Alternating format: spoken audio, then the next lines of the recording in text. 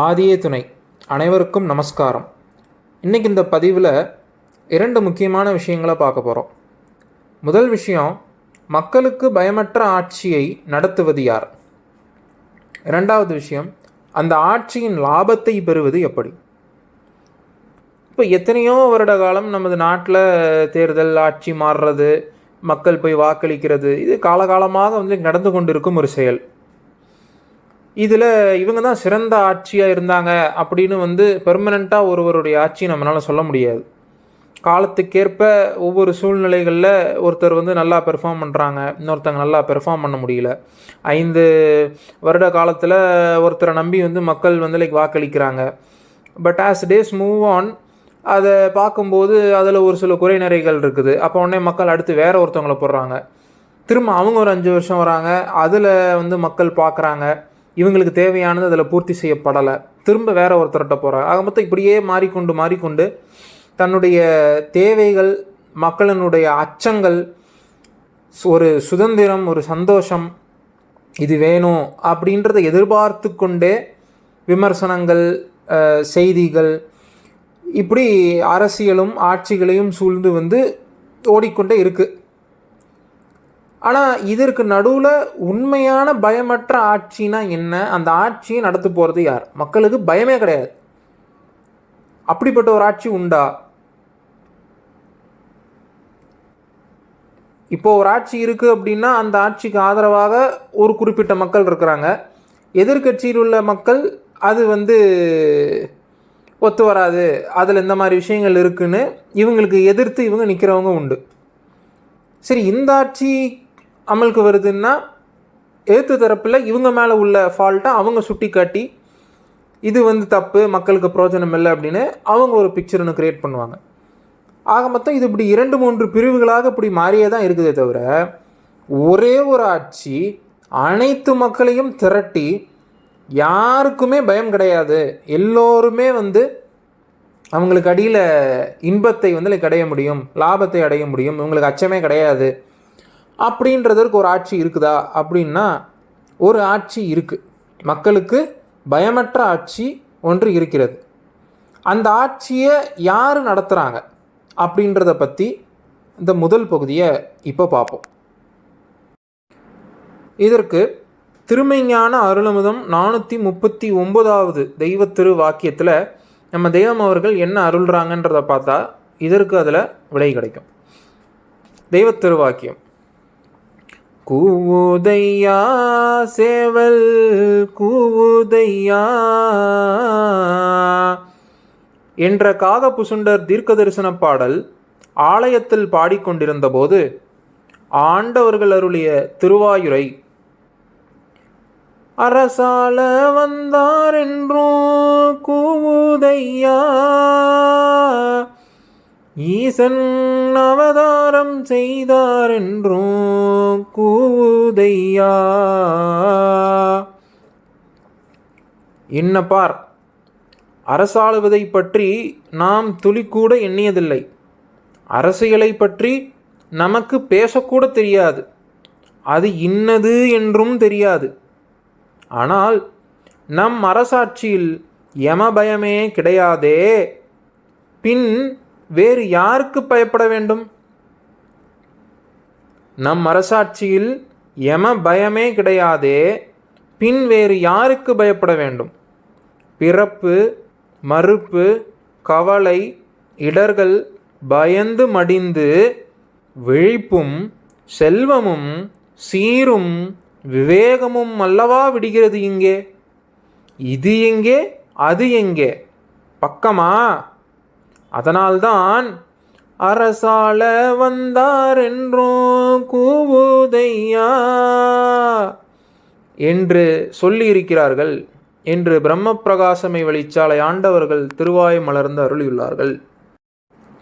அப்போ அந்த காகபுசுண்டர் அவர்களுடைய தீர்க்க தரிசன பாடலில் அரசால வந்தார் என்றும் கூவுதையா அப்படின்னு சொல்கிறாங்க. அப்போ அதை தெய்வம் அந்த பாடல் வரிகளை கேட்டுட்டு சொல்கிறாங்க, அடி அரசாளுவதை பற்றி எனக்கு எண்ணமே இருந்ததில்லையே, அரசியலை பற்றியும் எனக்கு எதுவுமே தெரியாதே, அது என்னதுன்னு கூட எனக்கு தெரியாது, அதில் தெய்வம் நேரத்தை செலவழிச்சதும் கிடையாது. அப்போது அவர்கள் குறிப்பிடுற அந்த அரசு என்பது என்ன அப்படின்றத அடுத்து சொல்கிறாங்க. நம் அரசாட்சியில் எம பயமே கிடையாதே, பின் வேறு யாருக்கு பயப்பட வேண்டும்? இப்போ தெய்வம் அவர்களுடைய அந்த மெய்ஞான ஆட்சியில் இவர்களுக்கு கீழே அடிபணிந்த மக்கள் யாருக்கும் யம பயமே கிடையாது. யம பயமே இல்லாத போது வேறு எதற்கு பயப்பட வேண்டும் அப்படின்னு ஒரு கேள்வி எடுத்து வைக்கிறாங்க. இன்றைக்கி ஒரு ஆட்சி வருது, மக்களுக்கு அந்த ஆட்சி பிடிக்கலை அப்படின்னு ஏன் சொல்கிறாங்க அப்படின்னு ஒரு 10 காரணங்கள் கேட்டோம் அப்படின்னா அதில் பெரும்பாலான காரணங்கள் விலைவாசி உயர்வாக இருக்கும். இபி பில்லு லைக் அதிகமாக இருக்குது, அதிகமாக அதுக்கு இது பண்ணுறாங்க, சிலிண்டர் விலை கூடிருச்சு.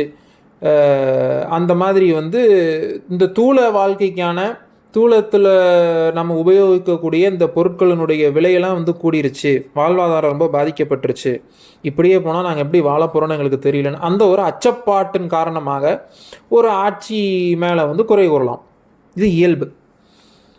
இப்படி தூளத்தில் உள்ள சில சிறு பிரச்சனைகளுக்கே பயந்து இதனுடைய அச்சத்தின் விளைபாடாகவே நமக்கு ஒரு ஆட்சி பிடிக்க மாட்டேங்குது.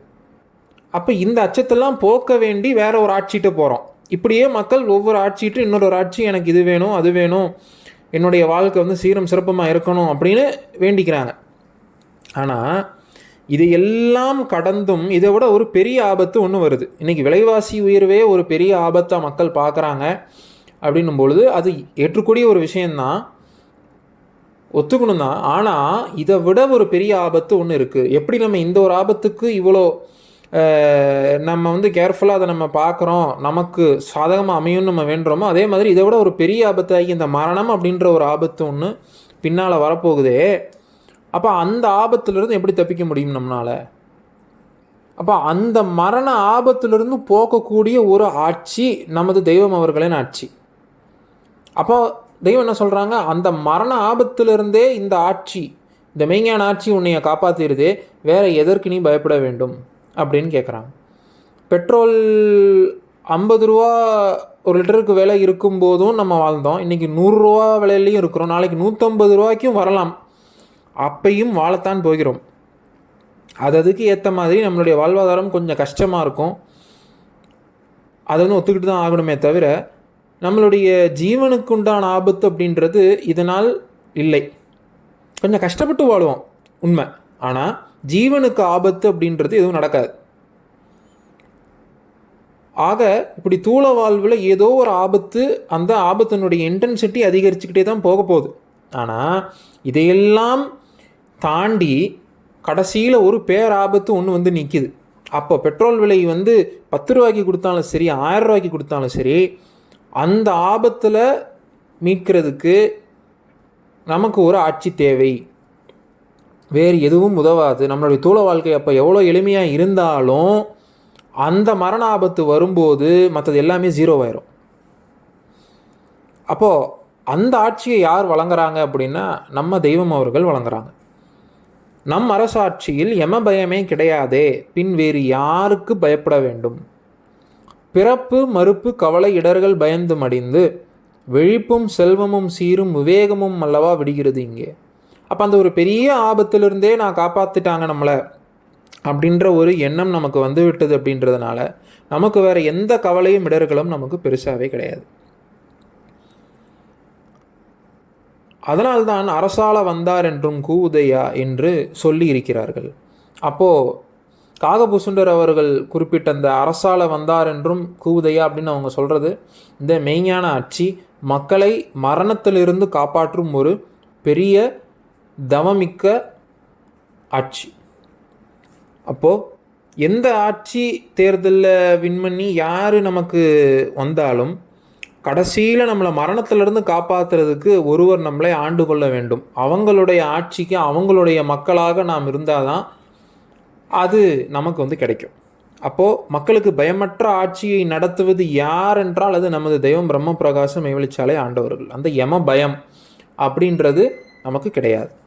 சரி, இப்போ இந்த ஆட்சியை நடத்த போகிறது யார் அப்படின்றத பார்த்துட்டோம். இப்போ இந்த ஆட்சியினுடைய லாபத்தை எப்படி பெறுவது?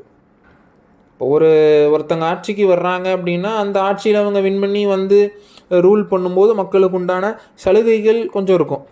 அந்த சலுகைகளை மக்கள் வாங்கிறதுக்கு ஒரு சில வழிமுறைகள் வச்சுருப்பாங்க.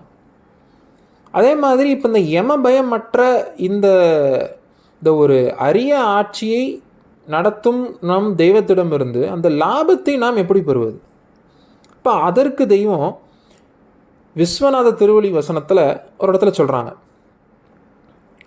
எக்கோடி காலத்திற்கும் பேரின்ப வாழ்வில் மனுவை வாழ வைக்கும் அந்த தேகத்தை தன் பேரிரக்க அருள் ஆட்சி கொண்டு தருவதற்கு உரியவர்களை தேடி பார்த்து நீ பெறத்தான் வேண்டும். ஒரு ராஜாங்கத்தை கொடுத்தாலும் அந்த நித்திய தேகத்தை எளிதில் யாராலும் பெற முடியாது என்று பிரம்ம பிரகாசமை வெளிச்சாலை ஆண்டவர்கள் திருவாய் மலர்ந்து அருளினார்கள். இப்போ இந்த யமபயமற்ற இந்த ஆட்சியினுடைய லாபத்தை எப்படி நாம் கை போடுவது அப்படின்னு இந்த வாக்கியத்தில் தெய்வம் எங்கே குறிப்பிடுறாங்கன்னா, எக்கோடி காலத்திற்கும் பேரின்ப வாழ்வில் மனுவை வாழ வைக்கும். எக்கோடி காலத்திற்கும் பேரின்ப வாழ்வுனா என்ன? மரணத்திலிருந்து தப்பிச்சு நித்திய சொர்க்க வாழ்வு தான் எக்கோடி காலத்திற்கும் பேரின்ப வாழ்வு. அங்கே வேற எந்த இடர்களும் கிடையாது. மரணத்தை ஜெயிச்சு நித்திய சொர்க்கலோக வாழ்வு. சரி, இந்த வாழ்வில் யாரை வாழ வைக்கிறாங்க? மனுவை வாழ வைக்கும். மனு என்றால் யார்? மனிதர்களா? இப்போ மனிதர்களை வாழ வைக்கும்னு கூட தெய்வம் அந்த இடத்துல சொல்லியிருக்கலாம். அப்போ ஆனால் அந்த ஒரு இடத்துல தெய்வம் அவர்கள் மனுவை வாழ வைக்கும் அப்படின்னு சொல்கிறாங்க. அப்போ மனு என்றால் யார் அப்படின்னா, தனக்கு இந்த மரணத்தை வெல்வதற்கு ஒரு மெய்குருபிரான் தேவை. குருபிரான் இல்லாமல் சுயமுயற்சியோடு இதை செய்ய முடியாது என்று நினைப்பவனே மனு. இறைவன் ஒருவர் உண்டு, அவர்களுடைய கட்டளைகளையும் அவர்களிடம் போய் சேருவதற்கு நம்மளை ஆட்கொள்ள ஒரு குருபிரான் தேவை, இதெல்லாம் உணர்ந்த ஒரு மனிதனுக்கு பேர் தான் மனு. அப்போ அந்த மனுவை வாழ வைக்கும். அப்போ இந்த நித்திய பேரின்ப சொர்க்க வாழ்வில் ஒரு மனுவை வாழ வைக்கிறதுக்கு அந்த தேகத்தை தன் பேரிரக்க அருளாட்சி கொண்டு, அந்த நித்திய தேகத்தை தன் பேரிரக்க அருளாட்சி கொண்டு, தெய்வம் அவர்களுடைய பேர் இரக்கம். இப்போ அவங்களுடைய அந்த அருளாட்சின்றது என்ன? அவங்களுடைய பேர் இரக்கம், அவர்களுடைய தயவு, அவர்களுடைய பெருங்கருணை தருவதற்கு, ஆட்சி கொண்டு தருவதற்கு உரியவர்களை தேடி பார்த்து நீ பெறத்தான் வேண்டும். அப்போது அவங்களுடைய அந்த ஆட்சியினுடைய அந்த லாபம் என்ன? யம பயத்தை கடத்தி, ஃபஸ்ட்டு பயத்தை கடத்துகிறாங்க, அடுத்து யமனையற்று இருந்துமே நம்மளை கடத்தி நித்திய சொர்க்கலோக வாழ்வில் நம்மளை கரையேற்றுறதுக்கு நமக்கு என்ன வேணுமா அவங்கக்கிட்ட இருந்து? அவர்களுடைய பேரிரக்க அருள் ஆட்சி, பேர் இரக்கம், அவங்களுடைய தயவு தான் நமக்கு வேணும். வேறு எதுவுமே தேவையில்லை. இங்கே நம்ம சொந்தமாக இங்கே மூச்சை பிடிச்சிட்டு உட்காந்துட்ருக்கிறதுக்கோ, தவம் பண்ணுறேன் தியானம் பண்ணுறேன் என்று நமக்கு வராததை அறகுறையாக செஞ்சு லாஸ்ட்டு யமன் கைவசப்பட்டு சிக்கி நாரி செத்து போகாமல் இருப்பதற்கு ஒரே ஒரு உளவு ரொம்ப எளிமையாக தெய்வம் என்ன சொல்லிட்டாங்கன்னா, அவங்களுடைய பேரிரக்கத்திற்கு மட்டும் நீ பாத்திரமாக வேண்டும், அவ்வளோதான். அதுக்கு அந்த வல்லபம் உள்ள ஒருவர்களை நீ பெறத்தான் வேண்டும், அதை நீ தேடி பார்த்து நீ வாங்கணுன்றாங்க அவங்கள. ஒரு ராஜாங்கத்தை கொடுத்தாலும் அந்த நித்திய தேகத்தை எளிதில் யாராலும் பெற முடியாது. எவ்வளோ செல்வமும் எவ்வளோ பெரிய இன்பங்களை நம்மகிட்ட கொடுத்தாலும் அந்த நித்திய தேகத்தை சொந்த முயற்சியாலோ இல்லை வேறு எப்படியாலோ அதை கை போட முடியாது. அப்போது அந்த பேரிரக்க அருள் ஆட்சியை கொடுத்து நடத்தும் அந்த ஒரு மெய் குருபிரானை மக்கள் கண்டுபிடிக்க வேண்டும். ஒருவேளை இப்போ இந்த வீடியோ பார்க்குற மக்கள் நீங்கள் கண்டுபிடிச்சிட்டிங்க அப்படின்னா லக்கி. அவர்களுடைய பேரிரக்கத்தை வாங்கிறதுக்கு என்ன வழி, அவர்களுடைய கட்டளைகள், அருந்தவ கட்டளைகள் என்ன அப்படின்றத நம்ம பார்த்து அவர்களுடைய கட்டளைகளை நம்ம பின்பற்றினாலே போதும். வேறு எதுவும் சொந்த முயற்சியில் ஈடுபட தேவையில்லை. இவ்வளோதான். அப்போது அந்த ஆட்சியின் லாபத்தை நாம் எப்படி பெறணும்? அவங்களுடைய பேரிரக்கம் மூலமாக நாம் இதை பெற்று விடலாம். இப்போது ஏதோ ஒரு கட்சி இந்த தேர்தலில் வெற்றி பெற்று ஆட்சிக்கு வரதான் போகிறாங்க, அது சரியே.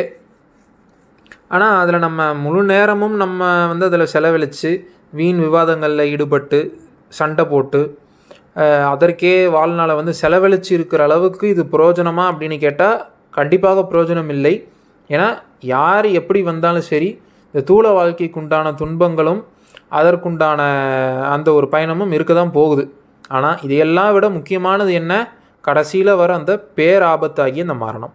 அந்த மரணத்திலிருந்து தப்பிக்கிற அந்த ஒரு பயமற்ற ஆட்சியின் சொந்தக்காரர் அவர்களை தேடி மக்கள் கண்டுபிடிக்க வேண்டும். ஒருவேளை நீங்கள் கண்டுபிடிச்சிட்டீங்க, அவர்களை தரிசித்து சரணாகதி அடைந்து விட்டீர்கள் என்றால் மிக்க மகிழ்ச்சி.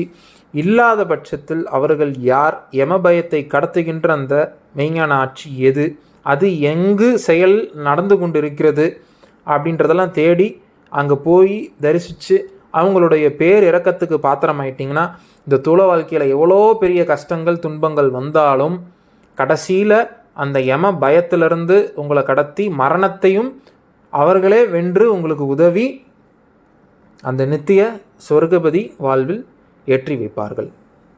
அனைவருக்கும் நமஸ்காரம்.